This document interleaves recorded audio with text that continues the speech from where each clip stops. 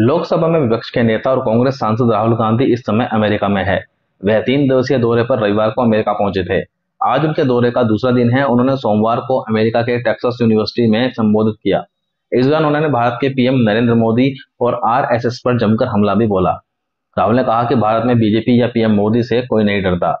हमने देखा कि लोकसभा चुनाव परिणाम के तुरंत बाद भारत में कोई भी बीजेपी या भारत के पीएम से नहीं डर रहा था, तो ये बहुत बड़ी उपलब्धियां हैं। और ये उपलब्धियां केवल राहुल गांधी या कांग्रेस पार्टी की नहीं है, बल्कि हम सबकी है। ये भारत के उन तमाम लोगों की उपलब्धियां हैं जिन्होंने लोकतंत्र को महसूस किया, जिन्होंने महसूस किया कि हम अपने संविधान पर हमले को स्वीकार नहीं करेंगे। राहुल ने आरएसएस पर भी जमकर निशाना साधा। उन्होंने कहा कि संघ का मानना है कि भारत एक विचार है, मगर मेरा मानना है कि भारत विविधताओं का देश है, जहां लोगों के अपने अलग अलग विचार होते हैं, उनके अपने अलग सपने होते हैं, उनके सोचने का नजरिया भी अलग होता है और होना भी चाहिए। जाति, भाषा, धर्म और परंपरा के आधार पर हम इसे अलग नहीं कर सकते। सपने देखने का हक सभी को है और ये हक उन्हें मिलना भी चाहिए। हमारी लड़ाई बस इसी बात को लेकर है और लोकसभा चुनाव में यह बात स्पष्ट हो गई थी।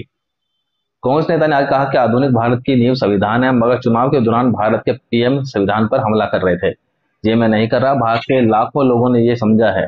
चुनाव के दौरान मैंने जो बातें कही वही संविधान में है। जब मैं संविधान को उठाता था तो लोग यही पूछते थे कि जो कोई भी भारत के संविधान पर हमला कर रहा है वह हमारी धार्मिक परंपरा पर भी हमला कर रहा है, हमारी भाषा पर भी हमला कर रहा है, हमारे राज्यों पर हमला हो रहा है, हमारे इतिहास पर भी हमला हो रहा है।